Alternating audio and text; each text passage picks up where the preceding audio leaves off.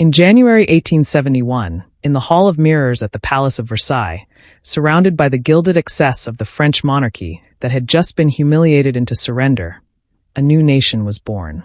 Not quietly, not tentatively, not with the cautious paperwork of diplomats negotiating in back rooms, but with full theatrical deliberateness, in the heart of the enemy's most magnificent palace, in front of an audience of kings and generals and the cream of the Prussian military establishment, with a calculated symbolism, so precise and so pointed that it could only have been the work of one man. Otto von Bismarck had chosen the location himself. That tells you almost everything you need to know about him. Not just that he won. Men win wars and sign treaties in comfortable rooms every century. But that he chose to proclaim the birth of a nation in the palace of the country he had just defeated, in the room that Louis XIV had built as the ultimate symbol of French greatness, in a gesture so perfectly constructed to humiliate and to declare and to announce to the entire world that something fundamental had shifted in the order of European power. That was not a military decision. That was theater. Brilliant, ruthless, historically conscious theater performed by a man who understood that the story you tell about your victory is almost as important as the victory itself. This is the story of how Germany came to exist. How a fragmented, bickering collection of kingdoms and duchies and free cities that had spent centuries failing to unite became, in less than a decade, the most powerful nation on the European continent. How one man, operating with a clarity of vision and a ruthlessness of method that left his contemporaries perpetually struggling to keep up, engineered one of the most consequential political transformations in modern history. And how the nation he built, extraordinary and dangerous in equal measure, shaped the world that every person alive today has inherited. It begins, as so many things do, with a problem that seemed unsolvable. The German-speaking world in the mid-19th century was a paradox. It was culturally rich, intellectually formidable, home to Goethe and Beethoven and Kant and Hegel, and a tradition of philosophical and artistic achievement that the rest of Europe regarded with a mixture of admiration and bewilderment. Its universities were the finest in the world. Its scientists were producing discoveries that were beginning to reshape entire fields of human knowledge. Its merchants were trading across the continent. Its soldiers in the various state armies were disciplined and capable. And yet as a political entity it was, to put it plainly, a mess. The German Confederation, the loose association of 39 states that had existed since 1815, was not a country in any meaningful sense. It had no central government, no unified army, no common currency, no unified legal system, no foreign policy that any serious power was obliged to take seriously. It was an arrangement designed primarily to maintain the balance of power between its two largest members, Prussia in the north and Austria in the south, and to prevent either of them from dominating the others. It was designed, in other words, for stasis, for the preservation of a status quo that suited the major powers who had created it at the Congress of Vienna after the Napoleonic Wars. The German nationalists, the liberals and intellectuals and middle-class reformers who had been dreaming of a unified German nation since the early decades of the century, had tried to change this once. In 1848, in the wave of revolutions that swept across Europe, a Frankfurt parliament had been convened, composed of elected representatives from across the German states, tasked with drafting a constitution for a unified German nation. It had debated brilliantly and at enormous length. It had produced a constitution of considerable sophistication. It had then collapsed in disagreement and irrelevance when the conservative monarchies reasserted their power and the moment passed. The liberals had tried to build Germany from the bottom up, through democratic deliberation and popular will. They had failed. The lesson that Bismarck drew from their failure was characteristically unsentimental. Germany would not be unified by speeches and parliamentary resolutions. It would be unified by something considerably more persuasive. He called it blood and iron. Otto von Bismarck was 50 years old when he was appointed Minister-President of Prussia in 1862, and he arrived in the job under circumstances that were, on the surface, inauspicious. The Prussian parliament was in open conflict with King Wilhelm I over the military budget. The liberals in the parliament were refusing to approve funding for the army reforms that the king's military advisors believed were essential. Wilhelm, frustrated and politically outmaneuvered, was reportedly considering abdication. Bismarck was brought in as a last resort, a conservative hardliner known for his bluntness and his contempt for parliamentary liberalism. a man who had spent years in diplomatic postings in Frankfurt, St. Petersburg, and Paris, developing a view of European power politics that was as clear-eyed and unsentimental as anything produced by the 19th century. His solution to the parliamentary deadlock was simple and constitutionally audacious. He collected the taxes and funded the army reforms anyway, without parliamentary approval, on the grounds that the constitution did not specify what should happen when the parliament and the government could not agree on a budget, and therefore the government was entitled to proceed on the basis of the previous year's budget indefinitely. It was a legal argument of breathtaking convenience and questionable validity, and it worked because Bismarck had the nerve to make it, and the king had the authority to back him up, and the parliament had no mechanism to stop them. It was the first demonstration of the quality that would define Bismarck's entire career. His absolute willingness to act boldly in the space between what was clearly permitted and what was clearly forbidden, to move faster than his opponents could organize a response, and to present the world with facts that could be managed but not reversed. He was just getting started. Bismarck's theory of German unification was elegant in its simplicity and terrifying in its implications. He believed that the German states would never unite voluntarily. The differences of interest, of religion, of political culture between the Protestant North and the Catholic South, between the liberal middle classes and the conservative aristocracies, between the Prussian military tradition and the more relaxed political cultures of the smaller states, were too deep and too entrenched to be overcome by negotiation or persuasion. The only force powerful enough to override all of those differences and forge something new from the existing materials was the force that had always, throughout human history, been the most reliable creator of collective identity. A common enemy. Bismarck did not want war for its own sake. He was not a militarist in the romantic sense, not a man who believed in the nobility of combat or the glory of the battlefield. He was a pragmatist who understood that controlled, limited, strategically purposeful war was the most efficient tool available for achieving objectives that could not be achieved any other way. The key word was controlled. Bismarck's wars were not the chaotic, spiraling conflicts that characterize most of military history. They were surgical operations, designed to achieve specific political outcomes and then stop before the intervention of other great powers or the unpredictability of prolonged conflict could undermine the gains. He would fight 3 wars in 7 years, each one carefully prepared, each one precisely limited, each one producing exactly the political result he had designed it to produce. The coordination of military strategy and diplomatic positioning that this required was of a complexity that left his contemporaries, and most historians who have studied it since, in a state of something approaching awe. The first war was against Denmark in 1864, over the duchies of Schleswig and Holstein, 2 territories with mixed German and Danish populations whose precise legal status had been a source of diplomatic irritation for decades. The war was short, the Danish military was outmatched, and the result was that Prussia and Austria jointly acquired the duchies. This was not the end game. It was the setup, because the joint administration of Schleswig and Holstein between Prussia and Austria created an ongoing source of friction between the 2 powers that Bismarck could manage, escalate, or resolve entirely at his own discretion. He had created a diplomatic tool that he would use at precisely the right moment. That moment came 2 years later. The Austro-Prussian War of 1866 was the war that nobody in Europe thought Prussia could win. Austria was the dominant power in the German Confederation, the prestige of the Habsburg dynasty behind it, the support of most of the German Middle States on its side. Prussia was the challenger, the upstart, the Protestant northern kingdom that was overreaching against a power with centuries of precedent and legitimacy. The military experts of Europe gave Austria a comfortable advantage. They had not accounted for Helmuth von Moltke. Moltke was Bismarck's military instrument, the chief of the Prussian General Staff, and arguably the most gifted military organizer of the 19th century. While the rest of Europe's armies were still fighting wars the way they had been fought in the Napoleonic era, Moltke had been quietly revolutionizing the way Prussia made war. He had embraced the railway as a strategic weapon, understanding that the speed with which you could concentrate forces at a decisive point was as important as the quality of those forces.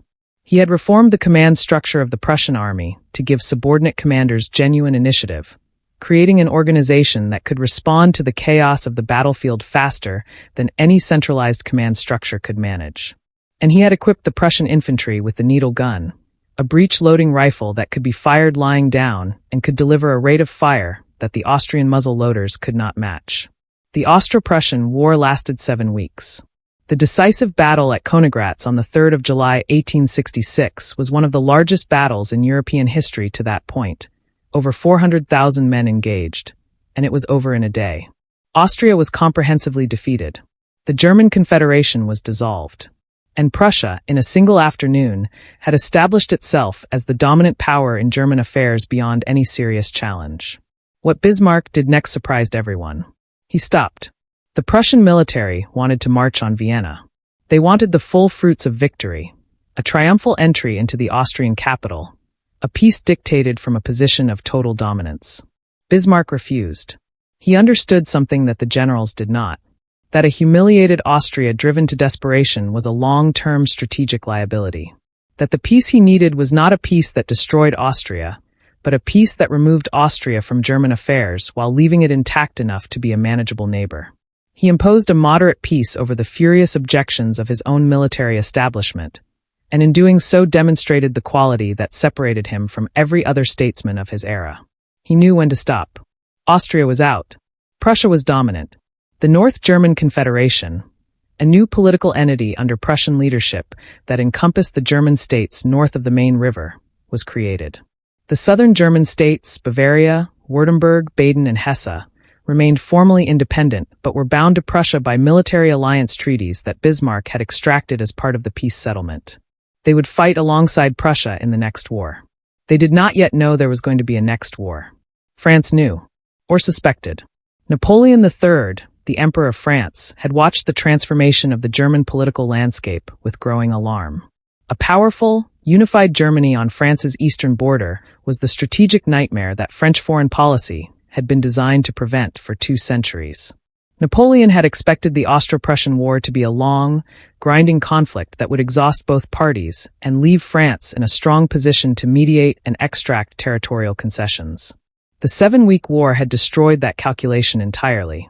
France was now facing a Prussia that was stronger, more confident, and more ambitious than anything it had prepared for, led by a man whose next move nobody could reliably predict. Bismarck watched Napoleon's anxiety with interest. He had one more war to fight, and he needed France to start it. The opportunity arrived in 1870 in the form of a vacancy on the Spanish throne. The Spanish government offered the crown to a member of the Hohenzollern family, the Prussian royal house. France objected strenuously, arguing that a Hohenzollern on the Spanish throne would leave France surrounded by Prussian influence. The Hohenzollern candidate withdrew under French pressure. It should have ended there. But the French ambassador then demanded a further guarantee from King Wilhelm that no Hohenzollern would ever be put forward for the Spanish throne in the future. It was a demand too far, an attempt to extract a humiliating public concession from the Prussian king that went beyond what the situation required. Wilhelm, who was taking the waters at the spa town of Ems, sent Bismarck a telegram describing the exchange with the French ambassador. The telegram was accurate and relatively mild in tone. Bismarck edited it, not fabricating anything, but compressing and sharpening the language in a way that made the exchange sound considerably more abrupt and insulting on both sides than it had actually been. He then released the edited version to the press. The EMS dispatch, as it became known, landed in Paris like a lit match in a powder keg. The French public, the French press, and the French government all read it as a deliberate insult from the Prussian king to the French ambassador. Within days, France had declared war on Prussia. Bismarck had got exactly what he needed. France had started the war. The southern German states, bound by their military alliance treaties and inflamed by the same nationalist outrage that the EMS dispatch had been designed to produce, mobilized alongside Prussia. Germany was going to war as something approaching a unified nation for the first time in its history. The Franco-Prussian War of 1870 to 1871 was, from a military perspective, even more one-sided than the war against Austria had been. The French army, which had once been the most feared military force in Europe, was outgeneraled, outmaneuvered, and outfought with a systematic efficiency that shocked the watching world. Within 6 weeks, the main French army had been encircled and forced to surrender at Sedan. Napoleon III himself was taken prisoner. Paris was besieged. A new French government, formed after Napoleon's capture, fought on for several more months with desperate courage, but without any realistic prospect of reversing the outcome. France surrendered in January 1871. and Bismarck chose Versailles. The proclamation of the German Empire in the Hall of Mirrors on the 18th of January 1871 was many things simultaneously. It was a military celebration. It was a diplomatic declaration. It was a nationalist triumph that fulfilled the dreams of a generation of Germans who had spent their lives arguing for exactly this moment. But above all else, in the way that Bismarck had designed it, it was a message. Addressed not to the Germans in the room, but to the rest of the world watching from outside. The message was simple, and it was delivered in the language that great powers have always understood most clearly. The language of irreversible fact. Germany existed. It had not been negotiated into existence. It had not been voted into existence. It had been forged in 3 wars in 7 years by a man who had decided that it would exist and had then arranged the world accordingly. And now it stood, the most powerful nation on the European continent, in the palace of the country that had spent 2 centuries trying to prevent exactly this outcome, announcing itself to history with the particular confidence of something that knows it is not going anywhere.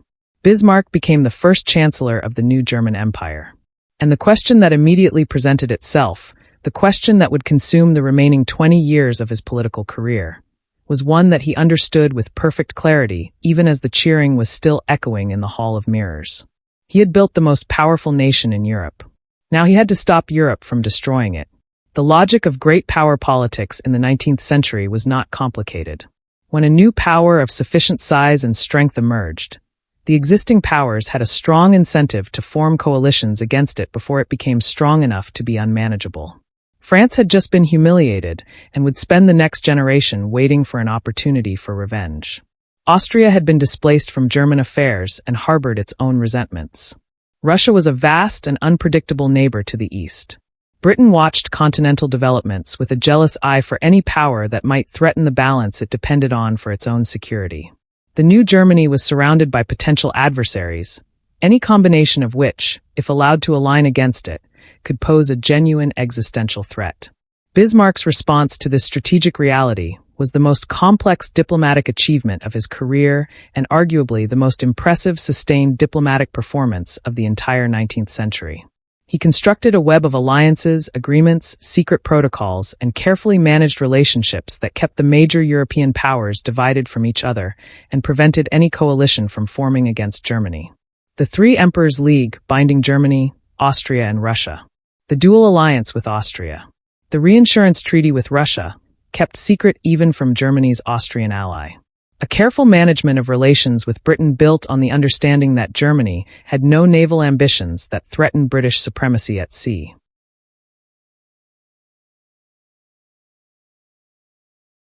In 1888, Kaiser Wilhelm I died at the age of 90. He had been the ideal monarch for Bismarck's purposes, a man of genuine ability and genuine authority who had nonetheless understood, most of the time, that Bismarck's political and diplomatic genius was a resource to be used rather than constrained. Their relationship had not always been easy. Wilhelm had not always agreed with Bismarck's decisions, and Bismarck had not always been above threatening resignation to get his way. But the fundamental working relationship had held for 26 years, and in that time Germany had been transformed from a Prussian kingdom into a continental empire. Wilhelm's son Friedrich reigned for 99 days before dying of throat cancer. And then the throne passed to Friedrich's son, Wilhelm II, 29 years old, impulsive, insecure, possessed of an intelligence that was real but undisciplined, and deeply resentful of the chancellor who had dominated German politics since before he was born and showed no sign of being willing to step aside for the new generation. The clash between Bismarck and Wilhelm II was, in retrospect, inevitable.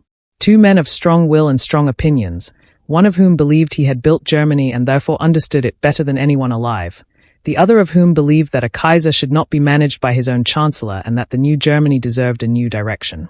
The specific issues they clashed over, the renewal of the anti-socialist laws, the management of relations with Russia, the extent of the Kaiser's personal authority in foreign policy, were in some ways less important than the fundamental incompatibility of their temperaments and their visions of what Germany should be.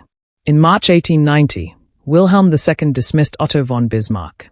The chancellor who had unified Germany, constructed the welfare state, built the alliance system that kept Europe at peace, and dominated the politics of the most powerful nation on earth for nearly 3 decades, was handed his resignation papers by a 29-year-old emperor who had been on the throne for less than 2 years. A British magazine captured the moment with a cartoon that became one of the most famous political images of the century. It showed a large ship with a pilot climbing down the ladder from the bridge. The caption read, "Dropping the pilot." What followed the dropping of the pilot was not immediate catastrophe. Germany continued to grow. Its economy expanded. Its science flourished. Its military strengthened. The years between 1890 and 1914 were in many respects the peak of everything that Bismarck had built, the fullest flowering of the industrial, scientific, and cultural achievement that his political work had made possible. The cars and the chemicals and the medicines and the financial innovations that transformed the modern world all emerged in this period, in a Germany that was operating at the height of its powers. But the alliance system frayed without Bismarck's hand to maintain it. The reinsurance treaty with Russia was allowed to lapse. Russia drifted toward France. The coalition that Bismarck had spent 20 years preventing began, slowly and then with gathering momentum, to assemble itself. Wilhelm II's foreign policy, driven by a restless desire for German prestige and a fundamental misreading of how the other great powers perceived German ambitions, managed in the space of 2 decades to accomplish what Bismarck had made it his life's work to prevent. By 1914, Germany was surrounded. The catastrophe that followed is the most documented, most analyzed, and most consequential event of the 20th century, and it is not the subject of this video. But it casts a long shadow over the story we have been telling. Because the Germany that went to war in 1914 was not the Germany that Bismarck had built. It was the Germany that had been built on Bismarck's foundations but had abandoned the strategic wisdom that those foundations required to remain stable. Bismarck had understood, with a clarity that his successors lacked, that Germany's power made it a target and that the management of that reality required infinite patience, infinite subtlety, and the permanent subordination of prestige to survival. Wilhelm II understood none of this. He wanted prestige. He wanted recognition. He wanted the world to acknowledge German greatness in terms that were visible and dramatic and satisfying to his own considerable ego. He got a war instead. Otto von Bismarck died in 1898, 16 years after his dismissal, having watched from retirement as the architecture he had constructed was systematically dismantled by the man who had fired him. He was 83 years old. He had spent his last years writing memoirs that were part historical record and part extended argument for why everything that had gone wrong after his dismissal was the inevitable consequence of removing him. He was not entirely wrong. History has never quite settled on what to make of him. He was not a good man in any simple sense. He was authoritarian, manipulative, often dishonest in his methods and ruthless in his treatment of opponents. The nationalism he exploited and amplified to build Germany carried within it currents that would eventually produce consequences he could not have fully anticipated and would certainly have abhorred. The state he built was powerful and innovative and in many respects admirable, and it was also the state that produced the conditions for 2 of the most destructive wars in human history. But before all of that, before the wars and the catastrophes and the terrible 20th century weight that Germany's story carries, there was this extraordinary thing. A man who looked at a fragmented, politically paralyzed collection of states that had been failing to unite for centuries, decided that he would unite them, and then did exactly that. In 9 years. Through 3 wars. Against the expectations of every serious observer of European politics.